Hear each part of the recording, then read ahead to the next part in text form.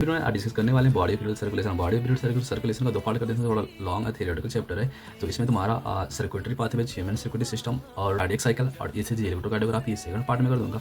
अभी जो मैं बना रहा हूँ आप जरूर याद कर लीजिएगा, ज़्यादा टाइम वेस्ट नहीं होगा। तो आइए मूव ऑन करते हैं चैप्टर की ओर। अब स्लाइड में देख सकते हैं ब्लड। ब्लड इसमें तुम्हारा थ्री एलिमेंट्स इंक्लूड होते हैं, जिसमें तुम्हारा फ्लूइड मैट्रिक्स होता है, प्लाज्मा होता है, फॉर्म्ड एलिमेंट्स मिक्स ब्लड्स होता है। तो आइए देखते हैं प्लाज्मा। प्लाज्मा देखते हैं एक्स्ट्रा कलर होता है, 52% ऑफ ब्लड होता है, 92% ऑफ तुम्हारा प्लाज्मा होता है और 6 to 8% तुम्हारा प्रोटीन होता है। प्रोटीन का नाम है फाइब्रोनोजन, एल्बुमिन और ग्लोबिन। ये मेजर प्रोटीन होते हैं। अब आइए चलते हैं नेक्स्ट स्लाइड की ओर। नेक्स्ट स्लाइड में पढ़ते हैं प्रोटीन के फंक्शन। इसमें देखते हैं जो फाइब्रोनोजन होता है हेल्प करता है ब्लड क्लॉटिंग में। ग्लोबिन्स जो होता है ये इन्वॉल्व करता है डिफेंस मैकेनिज्म ऑफ बॉडी में। एल्ब्यूमिन में हेल्प करता है ऑस्मोटिक वैलेंस में। ये तुम्हारा स्मॉल अमाउंट से मिनरल्स देंगे, आप लोग जरूर लर्न कर लीजिएगा। ये मिनरल्स का कुछ ना पूछ सकते हैं। जो प्लाज्मा दिया है, plasma present in the plasma in inactive form. जो इनएक्टिव फॉर्म है मस्ट भी लर्न कर लीजिएगा, क्योंकि एक्टिव फॉर्म क्वेश्चन कर देगा तो क्वेश्चन रॉन्ग हो जाता है। इनएक्टिव फॉर्म कर लेंगे, प्लाज्मा इनएक्टिव फॉर्म होता है। जो लास्ट वाला लाइन है, plasma without clotting factor is called serum. क्या है? Plasma is without clotting factor is called serum. जो लाइन इंपॉर्टेंट है। अब हम मूव करते हैं नेक्स्ट स्लाइड की। आरबीसी के बारे में पढ़ना है। इसमें तो एलिमेंट्स मींस थ्री प्लेट्स के बारे में पढ़ना है। RBC, WBC, platelets. आए पढ़ते हैं आरबीसी। आरबीसी का इनर नेम इरेथ्रोसाइट से बोलते हैं। इसमें इसको मस्ट एलिमेंट्स बोलते हैं, क्योंकि वैसे देखा जाए कंपेरिजन में 5 to 5.5 मिलियन आरबीसी होता है। इंपॉर्टेंट याद कर लीजिएगा। आरबीसी में तुम्हारा न्यूक्लियस नहीं होता है, इसलिए डिवाइड न्यूक्लियस बोला गया। आरबीसी जो तुम्हारा होता है बाइक कॉन्केव शेप होता है, ब्लड कलर होता है। इसमें हीमोग्लोबिन होता है। 100 ml ब्लड में देखा जाए तो 12 से 16 तुम्हारा हीमोग्लोबिन पाया जाता है।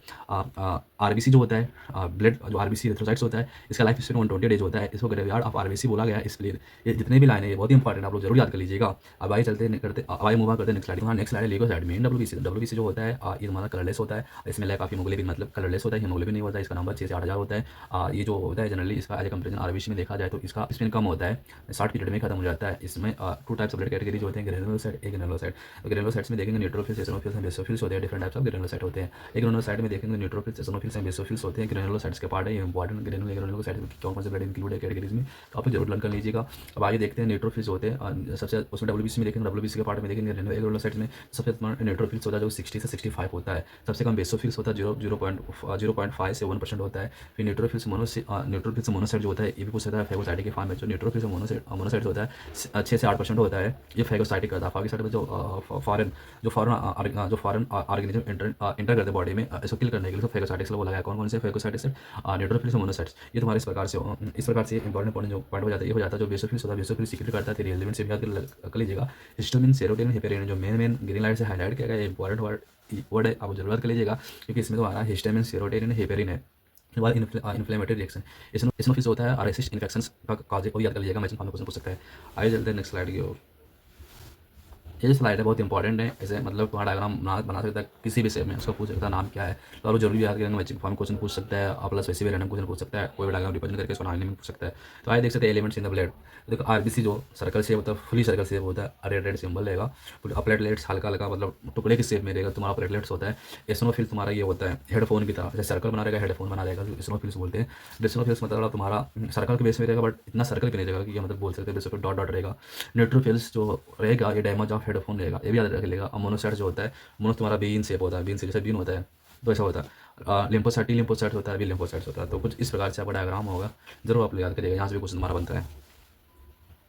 Next slide, back to back slide, वो सेकंड नंबर स्लाइड। इसमें तुम्हारा एसिनोफिल देखो, एसिनोफिल तुम्हारे करता है एलर्जिक रिएक्शंस में होता है, तो ठीक है बता दिया था। लिम्फोसाइट देखेंगे तो लिम्फोसाइट तुम्हारा 20 से 25% होता है। इसमें 2 मेजर होते हैं, B lymphocyte, T lymphocyte. T lymphocyte जो होता है responsible immune response of body करते हैं, तो बी एंटी लिम्फोसाइट भी इंपॉर्टेंट है, याद कर लीजिएगा। आइए देखते हैं प्लेटलेट। थ्रोम्बोसाइट जो होता है मेगा कैरियोइड सेल होता है जो प्रोड्यूस करता है, इसका नंबर होता है 1.5 लाख 3.5 लाख। उसका नंबर प्लेटलेट्स मिलीमीटर पर क्यूब होता है, ये भी याद कर लीजिएगा।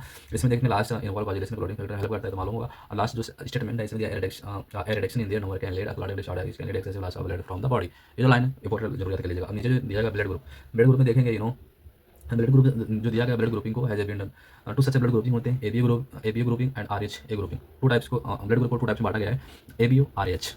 नेक्स्ट स्लाइड को चलते हैं, देखते हैं एबी ग्रुपिंग का डिफिनेशन है। AB grouping is based on the presence of absence of antigen surface, मतलब टू एंटीजन सर्फेस यहाँ पे two antigen is called AB group. तो एबी ग्रुप में देखेंगे एबी ग्रुप को डिवाइड कर दिया गया है the distribution of antibody of 4 group, antigen antibodies के बेस पे 4 पार्ट्स में डिवाइड कर दिया गया है, ए बी एंड ओ। तो ऐसे चलते हैं नेक्स्ट स्लाइड की ओर, देखते हैं बी ओ। तो A antigen antibodies and donors group, मतलब डोनेट कर सकते हैं। तो इसमें तुम्हारा देखें एंटीजन होता है तो इसका एंटीजन होता है एंटीबॉडी का अपोजिट होता है। तो एंटीजन ए एंटीबॉडी भी होगा, एंटीजन बी होगा तुम्हारा एंटीजन तुम्हारा बी होगा तो एंटीबॉडी तुम्हारा ए होगा। अगर एंटीजन आरबीसी ए बी होगा तो इसमें जो जो तुम्हारा ए बी वाला है, ए बी वाला एंटीजन ए बी प्रेजेंट होगा तो एंटीबॉडीज नहीं होगा। ओ वाला जो ग्रुप है तो इसमें तुम्हारा एंटीजन नहीं होगा तो एंटीबॉडीज होगा। तो ये जितने इंपॉर्टेंट याद कर लीजिएगा, इसमें तुम्हारा ए बी एंड ओ इसके पूछ सकते हैं नील। तो ये आप इसमें ए बी में तुम्हारा एंटीबॉडी नील होता है, ओ में ब्लड ग्रुप में तुम्हारा एंटीजन नील होता है। तो इसमें देखें ए ब्लड ग्रुप डोनेट कर सकता है तो इसलिए ओ कहा गया, ओ यूनिवर्सल डोनर कहा गया है। जो ए बी ग्रुप है इसको यूनिवर्सल रिसेप्टर कहा गया है। डोनर मतलब जो दे सकता है, रिसेप्टर मतलब जो ले सकता है, इसलिए बोला गया है यूनिवर्सल डोनर, यूनिवर्सल रिसेप्टर। तो यूनिवर्सल डोनर हमारा कौन से कोई ग्रुप, यूनिवर्सल रिसेप्टर हमारा क्या है A B must be run के लिए इंपॉर्टेंट है। ये आज ग्रुपिंग है, ये पार्ट इंपॉर्टेंट है, मतलब आज पॉजिटिव आज नेगेटिव, आज इरेथ्रोब्लास्टोसिस फेटाइलिस ये इंपॉर्टेंट है। ए बी आर के लिए तो थियोरिटिकल पार्ट समझ लीजिएगा, थोड़ा एक्सप्लेन करना लॉन्ग हो जाएगा तो आप समझ लीजिएगा। चलिए नेक्स्ट स्लाइड। नेक्स्ट स्लाइड में कॉजुलेशन हम कॉजुलेशन के बारे में पढ़ेंगे। तो blood exit coagulation clotting response injury trauma. Trauma means trauma याद कर लीजिएगा। देखिए तो कॉजुलेशन से जो रिलेटेड इंपॉर्टेंट लाइन्स हैं वर्ड से तुम्हारा की वर्ड से तुम्हारे दिमाग में आ जाना चाहिए था। फिर जो तुम्हारा कार्ड फाइब्रोनोजिन मतलब जो आप प्लेटलेट्स में पढ़ेंगे, मतलब चेंज होता है थ्रोम्बिन प्रोथ्रोम्बिन से इनएक्टिव एक्टिव के फॉर्म में। तो यहाँ पे देख सकते हैं नीचे वाला स्टेट्स में देख सकते हैं फाइब्रिन फॉर्म में conversion inactive fibrinogen enzyme thrombin. ये याद कर लीजिएगा जितने भी मतलब मैंने हेड कर दिया गया है, ये सब याद कर लीजिएगा, ये बहुत इंपॉर्टेंट है। नीचे वाला देखेंगे तो नीचे वाला लास्ट वाला सर्कल कर दिया कैल्शियम आयरन अपने वेरी इंपॉर्टेंट प्रोटीन क्लॉटिंग, ये भी इंपॉर्टेंट, ये भी याद कर लीजिएगा।